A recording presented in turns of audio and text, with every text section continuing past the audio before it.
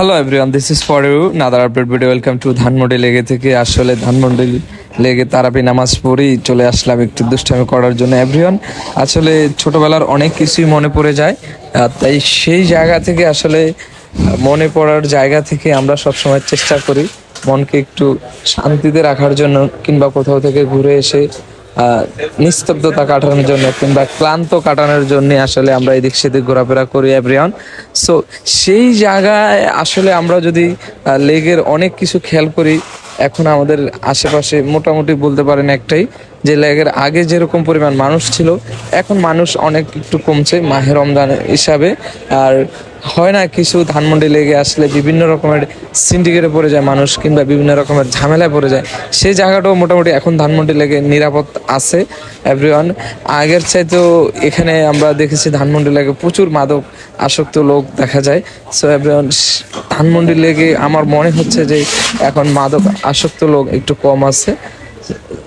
So রাতের যারা এদিক সেদিক একটু ঘোরাফেরা করে নিলাম, আর আশেপাশের দেখতে পেলাম যে সৌন্দর্যতা আসলে আগের চাইতে একটু বাড়ছে।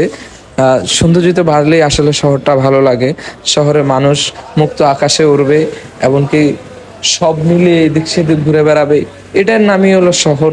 আর সৌন্দর্যতা আদিবাসীদের অনেক স্টিকার আছে, যেটাকে বলতে হচ্ছে আদিবাসীদেরকেও আসলে এখানে সম্মান করা হয়েছে। ধানমন্ডি লেকটা আমার কাছে লাইটিং এর দিক দিয়ে খুব ভালো।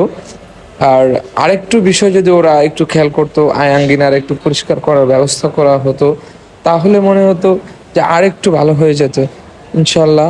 আজকে হাঁটলাম এদিক সেদিক করে, ঘোরাফেরা করলাম প্রায় 1 থেকে দেড় ঘন্টা পর্যন্ত। এখানে এসে ভালো বুড়ো একটু খাওয়া দাওয়া করার চেষ্টা করলাম।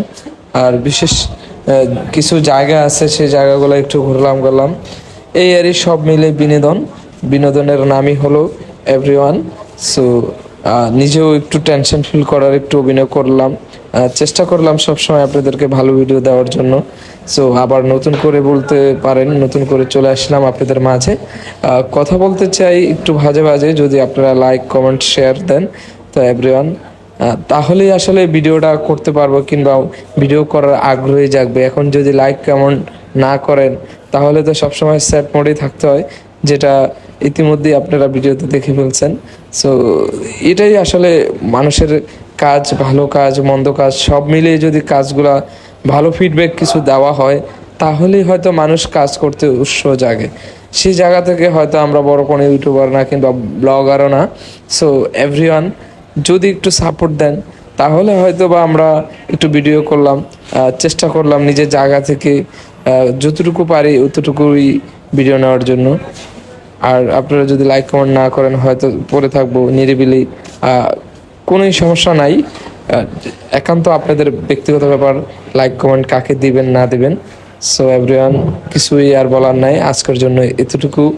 ভালো থাকবেন, সুস্থ থাকবেন, আল্লাহ হাফেজ। কোন একটা ভিডিওতে আবার দেখা হয়ে যাবে। মোটামুটি ধানমন্ডি শহরটাকে লেগের যেই আয়াঙ্গিনারে আছে অনেক সৌন্দর্যিত করে ফেলছে, চাইলে আপনিও ঘুরে আসতে পারেন দূর দূরান্ত থেকে। মনে পড়ে গেল সেই অনেক স্মৃতির কথাই। আসলে স্মৃতিতে আসলে আটকে রাখা যায় না, সব স্মৃতি তো আর ফ্রেমবন্দি করাও যায় না। সো কিছু স্মৃতি আছে যেগুলো ফ্রেমবন্দি করতে পেরেছি। সো এভরিওয়ান, আপনারাও এসে ফ্রেমবন্দিতে হয়ে যাবেন ধানমন্ডি লেগের। সো একটা পাঁচ দিয়ে দিলাম। ভালো থাকবেন, সুস্থ থাকবেন, আল্লাহ হাফেজ। আজকের জন্য এতটুকুই। আবার কোনো একটা ভিডিওতে কোনো একটা শহরে কিংবা আপনার আয়াঙ্গিনার সৌন্দর্যতে থাকলে খুঁজে বেড়াবো।